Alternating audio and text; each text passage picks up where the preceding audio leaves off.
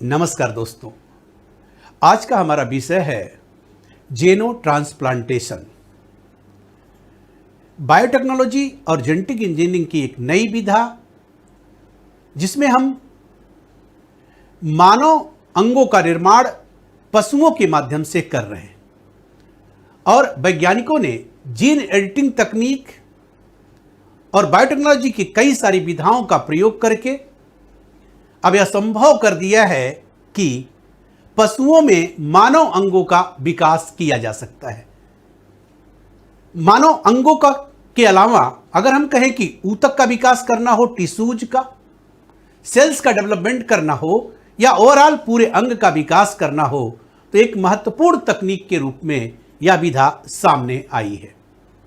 दुनिया में इस विधा के बारे में काफी चर्चा हो रही है क्योंकि कई सारे वह रोगी जिनको कई सारे अंगों की आवश्यकता होती है लेकिन वह मानव अंगों को सीधे तौर पर प्राप्त करने में काफी दिक्कतों का सामना करते हैं।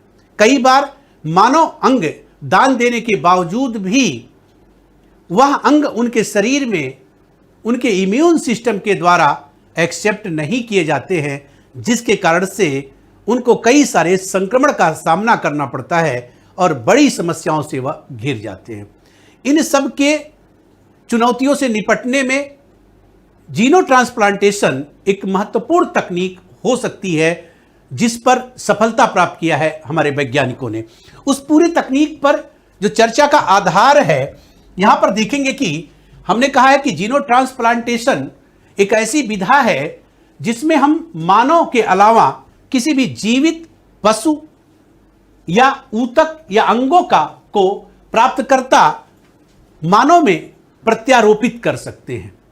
कहने का आशय है कि हम मानव अंगों का निर्माण पशुओं में करेंगे और पुनः जब वह अंग विकसित हो जाएंगे तो उनको हम मानव में प्रत्यारोपित कर सकते हैं, ट्रांसप्लांट कर सकते हैं। जैसे देख रहे हैं कि हाल में डॉक्टरों ने पहली बार आनुवांशिक रूप से संशोधित जेनेटिकली मॉडिफाई सूअर के हृदय का प्रत्यारोपण किया है मानव के अंदर।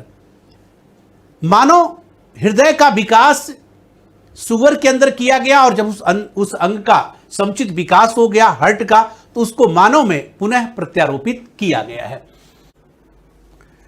जैसा कि आप देख पा रहे हैं कि एक सूअर के अंदर मानव अंगों का विकास इस पूरे चित्र में आपको दिखाई दे रहा है कि सूअर के अंदर हार्ट बन सकता है, लंग्स का डेवलपमेंट कर सकते हैं, किडनी का, स्टमक का या लीवर का विकास किया जा सकता है।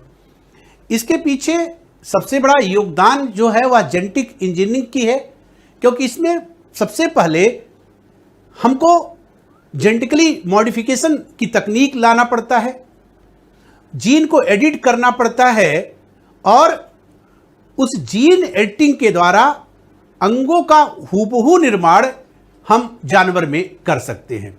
सूअर इसलिए चुना गया क्योंकि सूअर के कई सारी फिजियोलॉजी मानव से मिलती जुलती है, या हम ऐसे भी कह सकते हैं कि मानव अंगों के विकास के लिए वैज्ञानिकों ने सूअर को सबसे उपयुक्त पाया। उसके पीछे कारण है कि सूअर फिजियोलॉजिकली हमने कहा कि सबसे ज्यादा फिट है किसके लिए, अंगों के विकास के लिए। अब यहां पर आप देखेंगे कि जैसे इसमें क्या होगा, पहले जेनेटिकली मॉडिफिकेशन किया जाएगा, फिर डोनर एनिमल को यहां पे लिया जाएगा और फिर मानव के कई सारे अंगों का इसमें निर्माण संभव हो पाएगा।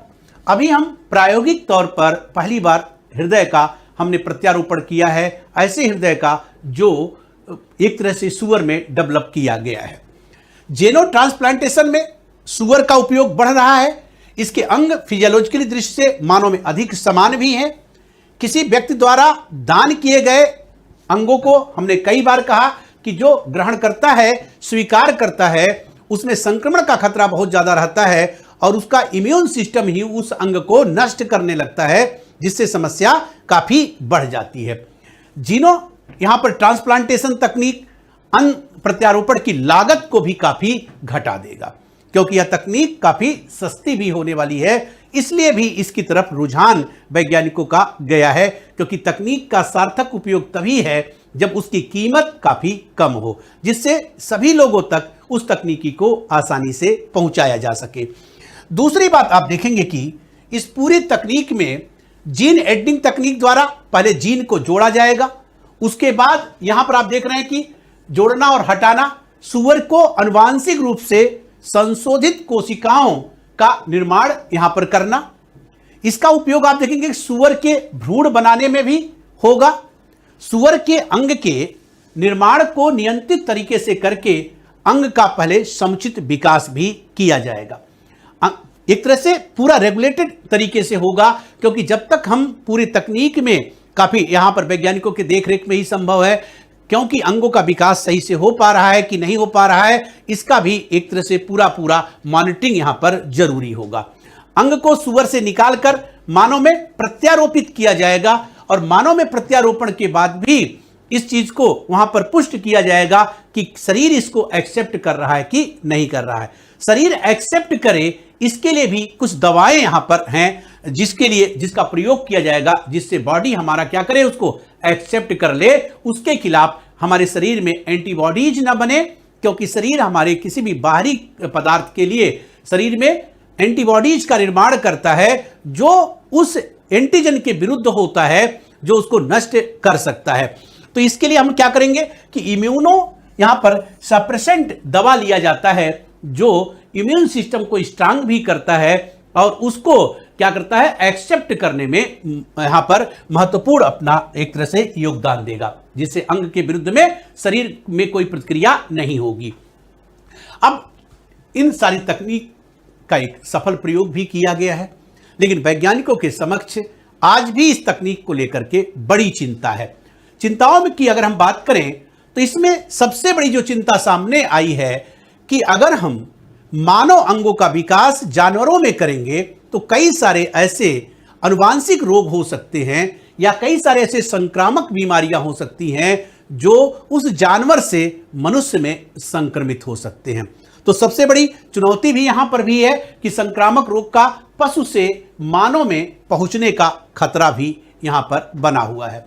दूसरी बात कि पशु अधिकार को लेकर भी चुनौती है, क्योंकि पशुओं का एक तरह से वहां पर कई बार जब हम विकास कर रहे होंगे तो पशुओं को उससे समस्या उत्पन्न होगी, उनके अंगों के विकास में कई बार पशुओं की जान का भी जोखिम होगा।